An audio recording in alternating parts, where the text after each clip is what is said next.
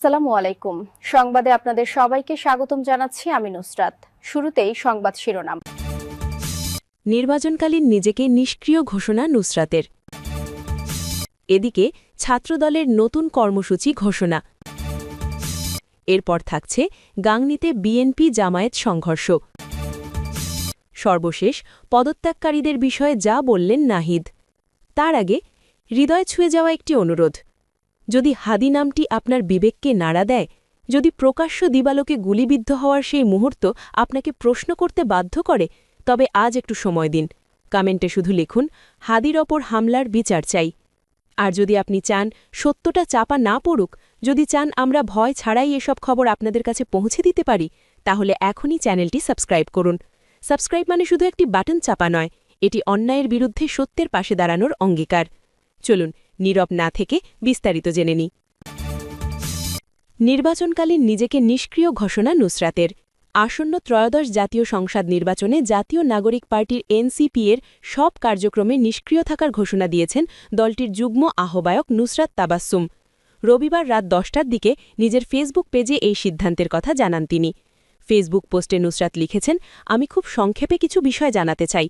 NCP তার জন্মলগ্নে আমাদের স্বপ্ন দেখিয়েছে গণতন্ত্রের সুষম চর্চা, নয়া বন্দোবস্ত, মধ্যপন্থা, অন্তর্ভুক্তিমূলক সমাজ ব্যবস্থা, সভ্যতা কেন্দ্রিক সাম্রাজ্য প্রসারণ এবং সর্বোপরি বাংলাদেশ পন্থা নিয়ে। এই শব্দগুলো আমার মননে, মগজে এবং যাপনে ধারণ করি। এই শব্দগুলো আমার রাজনৈতিক স্বপ্ন। তিনি লেখেন, এনসিপির ঘোষণাপত্র থেকে শুরু করে এর সবগুলো লিটারেচার এই বক্তব্য ধারণ করে। এনসিপি গঠনের সময় এটি ঠিক তাই ছিল যা আমি চেয়েছিলাম। নুসরাত উল্লেখ করেন, ২৮ ডিসেম্বর ঠিক ১০ মাস পর জামায়াতে ইসলামী সহ ১০ দলীয় জোটে বিভিন্ন শর্ত সাপেক্ষে অংশগ্রহণের মাধ্যমে আমি মনে করি এনসিপির সর্বোচ্চ নেতৃবৃন্দ এবং নীতি নির্ধারকেরা নিজেরাই এনসিপির মূল বক্তব্য থেকে চ্যুত হয়েছেন। বিশেষ করে বিভিন্ন সময় আহ্বায়ক নাহিদ থেকে শুরু করে বিভিন্ন গুরুত্বপূর্ণ দায়িত্বশীলদের আমরা ৩০০ আসনে প্রার্থী প্রদান করার ঘোষণা শুনেছি। এ মতাবস্থায় তৃণমূল পর্যন্ত বিশেষ করে নমনয়ন নেওয়া ব্যক্তিগণের সঙ্গে এই জোট ঘোষণার মাধ্যমে প্রবঞ্চনা করা হয়েছে বলে মনে করি। এই সমস্ত ঘটনাবলীর প্রেক্ষিতে আমি নুসরাত তাবাসসুম, যুগ্ম আহ্বায়ক, জাতীয় নাগরিক পার্টির, নিজেকে প্রাথমিকভাবে নির্বাচনকালীন সময় পার্টির সব কার্যক্রম থেকে নিষ্ক্রিয় করছি এবং অবস্থা পুনর্বিবেচনাক্রমে যে কোনো চূড়ান্ত সিদ্ধান্ত নেওয়ার ঘোষণা করছি। উল্লেখ্য, নুসরাত কুষ্টিয়া ১ দৌলতপুর আসনে এনসিপি থেকে প্রার্থী হয়ে নির্বাচন করতে দলীয় মনোনয়ন কিনেছিলেন। তার বাড়ি কুষ্টিয়ার দৌলতপুর উপজেলায়।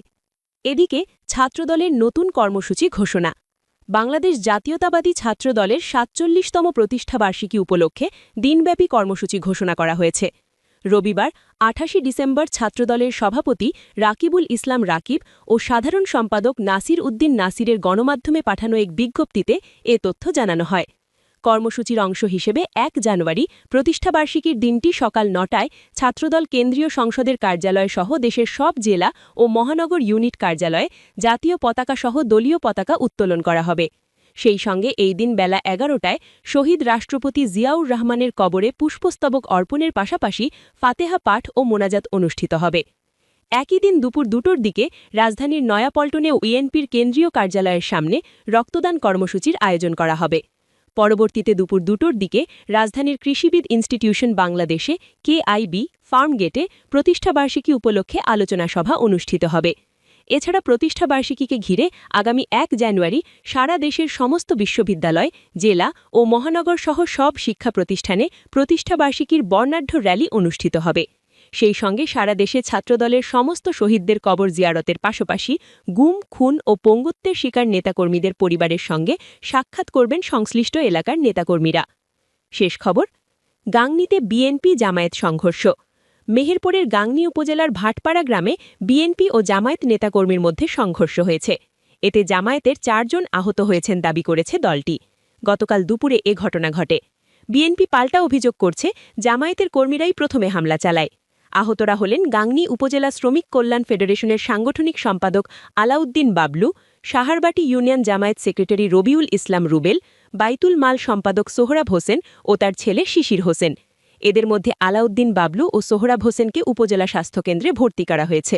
অন্য দুজনকে প্রাথমিক চিকিৎসা দেওয়া হয়েছে।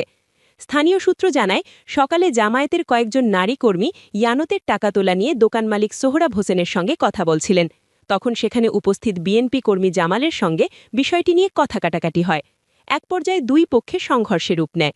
গাংনী উপজেলা জামায়াত আমির অভিযোগ করেন, বিএনপি পরিকল্পিতভাবে হামলা চালিয়েছে এবং নির্বাচনী আচরণবিধি লঙ্ঘন করেছে। উপজেলা বিএনপি সাবেক সাধারণ সম্পাদক আসাদুজ্জামান বাবলু দাবি করেন, জামায়াত কর্মীরাই আবে হামলা চালিয়েছে, তারা ঘটনাকে অতিরঞ্জিতভাবে প্রচার করছে। গাংনী থানার ওসি উত্তম কুমার দাস বলেন, সংঘর্ষের ঘটনায় এখনও লিখিত অভিযোগ পাওয়া যায়নি। অভিযোগ পেলে তদন্ত করে ব্যবস্থা নেওয়া হবে।